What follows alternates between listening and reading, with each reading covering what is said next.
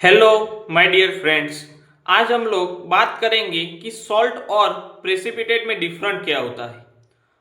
तो देखो, सॉल्ट और प्रेसिपिटेट में जो भी डिफरेंट है वो हम देखेंगे, उसके बाद उसके एग्जाम्पल देखेंगे और समझेंगे कि आखिरकार प्रेसिपिटेट कब प्रोड्यूस होता है और सॉल्ट कब डिसॉल्व होता है।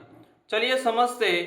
मैं आज आपको इतना क्लियर कर दूंगा सॉल्ट और प्रेसिपिटेट का डिफरेंट कि आपने कभी ऐसा पढ़ा ही नहीं होगा। मैं गारंटी लेके कहता हूं।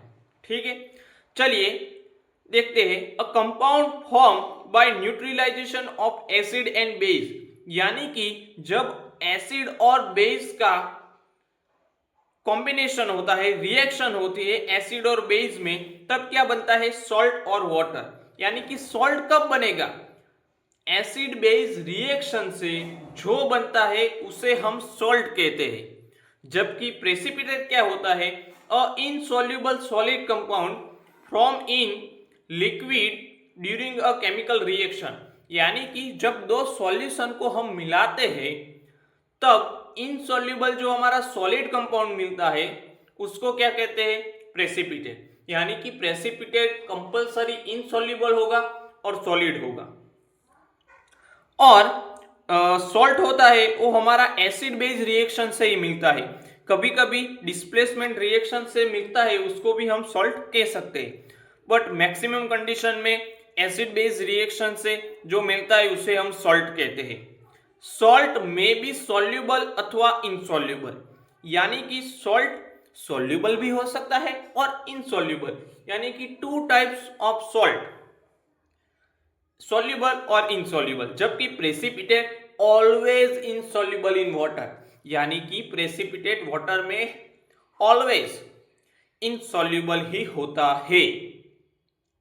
अब सॉल्युबल सॉल्ट के कुछ एग्जाम्पल समझते हैं कि NaCl और KNO3 जो कि सॉल्युबल है वाटर में, इसीलिए हम उसको सॉल्युबल सॉल्ट कहेंगे। और इनसॉल्युबल सॉल्ट के एग्जाम्पल है AgCl और BaSO4, यानी कि वो इनसॉल्युबल है। जबकि प्रेसिपिटेट की अगर हम बात करें तो precipitate is a result of insoluble salt formation in reaction. यानी कि प्रेसिपिटेट क्या है? प्रेसिपिटेट क्या है? इनसॉल्युबल सॉल्ट है। रिएक्शन में जो इनसॉल्युबल सॉल्ट पैदा होता है उसे ही हम प्रेसिपिटेट कहते हैं। तो आपका मन में एक डाउट होगा कि जो हमारा इनसॉल्युबल सॉल्ट है उसको ही हम प्रेसिपिटेट नहीं बोल सकते? बोल सकते हैं, क्योंकि सॉल्ट क्या है? सॉल्ट या तो सॉल्युबल होगा या इनसॉल्युबल होगा। अगर सॉल्युबल सॉल्ट होगा तो उसको हम सॉल्युबल सॉल्ट कहेंगे, इनसॉल्युबल होगा then insoluble salt. But precipitate क्या है? वो इनसॉल्युबल सॉल्ट ही है। रिएक्शन में जो इनसॉल्युबल सॉल्ट मिलता है उसको ही हम प्रेसिपिटेट कहते हैं। बट प्रेसिपिटेट और इनसॉल्युबल सॉल्ट में क्या डिफरेंट है? प्रेसिपिटेट जो होगा वो हमारा किसी भी रिएक्शन से, लाइक डिस्प्लेसमेंट रिएक्शन से मिलेगा, जबकि इनसॉल्युबल सॉल्ट होगा maximum neutralization acid base reaction से मिल सकता है। और इनसॉल्युबल जो हमारा सॉल्ट प्रेसिपिटेट के फॉर्म में होगा वो सॉलिड फॉर्म में और ज्यादा क्वांटिटी में होगा। जबकि इनसॉल्युबल सॉल्ट हमारा जो मिलेगा एसिड बेस रिएक्शन से वो कम क्वांटिटी में भी हो सकता है, यानी कि हमको रिएक्शन में दिखाई देगा। हम जब एक्सपेरिमेंट करेंगे तो एक दिख जाएगा। ठीक है, मान लो कि AgCl वो क्या है? मैंने इधर बताया कि भाई AgCl तो इनसॉल्युबल सॉल्ट है। तो AgCl इनसॉल्युबल सॉल्ट है तो हम उसको इनसॉल्युबल प्रेसिपिटेट सॉल्ट कहते हैं। क्योंकि AgCl मैं आगे आपको बताऊंगा कि AgCl को सॉल्ट, इनसॉल्युबल सॉल्ट और प्रेसिपिटेट भी क्यों कहते हैं, क्योंकि प्रेसिपिटेट क्या है? इनसॉल्युबल सॉल्ट ही है। तो AgCl दो कंडीशन से मिलता है, दो रिएक्शन से मिलता है। तो उसकी जो रिएक्शन होगी उसके हिसाब से हम उसको कहेंगे कि वो इनसॉल्युबल सॉल्ट है या फिर इनसॉल्युबल प्रेसिपिटेट सॉल्ट है। प्रेसिपिटेट में क्या होता है वो हमको दिखाई देता है, लाइक व्हाइट कलर या फिर येलो कलर, और थोड़ी क्वांटिटी ज्यादा होती है। हम अपनी आंखों से एक्सपेरिमेंट में देख सकेंगे। ठीक है, मैं आगे आपको बताऊंगा कि AgCl को दो कंडीशन में क्यों लिया जाता है। चलिए समझते हैं आगे एग्जाम्पल से। मान लो कि एसिड बेस रिएक्शन, अगर आप हाइड्रोक्लोरिक एसिड को NaOH के साथ एक्सपेरिमेंट आपने किया होगा, टाइट्रेशन, तो क्या बनता है भाई, NaCl बनता है और H2O। ठीक है, तो उसको क्या कहते हैं, NaCl क्या है, वो सॉल्ट है और वो पानी में घुल जाएगा यानी कि डिजोल्व हो जाएगा। तो जब हम ये रिएक्शन एक्सपेरिमेंट करते हैं, आप अगर आपने किया होगा तो आपको पता होगा कि जो NaCl होता है वो हमको दिखाई नहीं देता, वो अंदर सॉल्यूशन के अंदर जो हमारा कॉनिकल फ्लास्क में अगर हम एक्सपेरिमेंट करते हैं तो उसमें वो डिजोल्व होता है, हमको अपनी आंखों से वो नहीं दिखता है, इसीलिए उसको सॉल्यूबल सॉल्ट कहते हैं, वो सॉल्ट डिजोल्व हो जाता है। जबकि AgNO3 को अगर हम Ki के साथ रिएक्शन करवाते हैं तो AgI बनता है। AgI हमको आंखों से दिखाई देता है क्योंकि वो येलो रंग का होता है और येलो प्रेसिपिटेट उसको कहते हैं, और प्रेसिपिटेट है यानी कि वो थोड़ा ज्यादा क्वांटिटी में होगा तो हमको दिखाई देगा। ठीक है, तो ये डिफरेंट है सॉल्ट और प्रेसिपिटेट में। अब हम AgCl का समझते हैं, मैं आपको दिखाता हूं कि आप देखिए कि AgCl जो हमारा है वो मान लो कि फर्स्ट रिएक्शन हमने करवाई एसिड बेस यानी कि HCl और AgOH यानी कि एसिड और बेस, तो क्या मिलेगा, AgCl मिलेगा।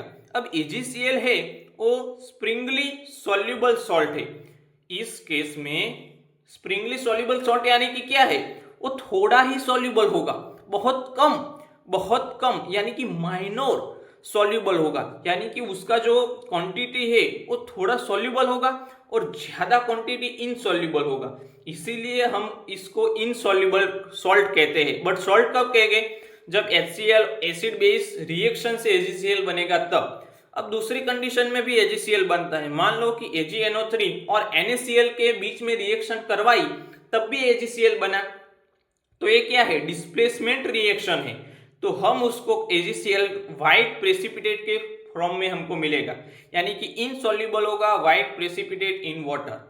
ठीक है, तो अब आप समझ गए होंगे। तो मैं ऐसा कह सकता हूं कि सारे जो प्रेसिपिटेट है, all precipitate are salt but not all salt are precipitate. All precipitate are salt क्यों, क्योंकि प्रेसिपिटेट है वो हमारा इनसॉल्युबल होता है सॉलिड फॉर्म, अगर इनसॉल्युबल सॉलिड फॉर्म है तो हम उसको सॉल्ट कह सकते हैं, क्योंकि सॉल्ट में दो होता है, सॉल्युबल और इनसॉल्युबल।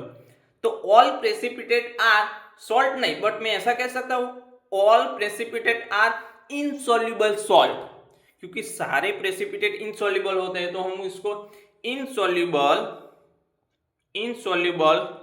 सॉल्ट कह सकते हैं। But not all salt are precipitate, क्योंकि सॉल्ट में तो क्या होता है, सॉल्युबल भी सॉल्ट होता है, तो उसको हम प्रेसिपिटेट नहीं कह सकते, क्योंकि प्रेसिपिटेट ऑलवेज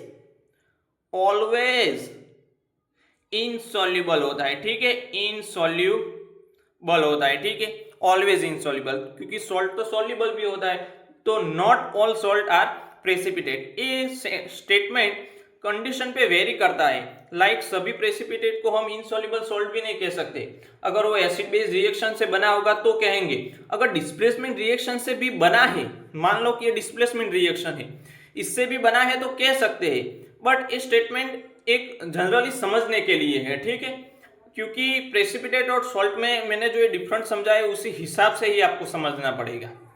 अब हम बात करेंगे कि आखिरकार प्रेसिपिटेट और सॉल्ट बनते कैसे हैं, कैसे डिसॉल्व होते हैं, तो उसके लिए आपको पहले दो टर्म्स को समझना पड़ेगा, लाइक KSP यानी कि solubility product constant, solubility product constant. चलिए समझते हैं, fix value for a salt at a given temperature, यानी कि सॉल्युबिलिटी, सॉल्ट कितना अंदर सॉल्युबल है एक गिवन टेम्परेचर में, उसका वैल्यू को हम क्या कहते हैं, KSP, tells the maximum solubility limit of the salt in water, यानी कि वो कितना डिसॉल्व कर पाता है, उसकी एबिलिटी कितनी है, उसको क्या कहते हैं, सॉल्युबिलिटी प्रोडक्ट कांस्टेंट, उसकी लिमिट, उसकी एबिलिटी को, उसकी मापने की जो क्षमता है उसको हम KSP कहते हैं। और हम बात करते हैं QSP यानी कि आयोनिक प्रोडक्ट।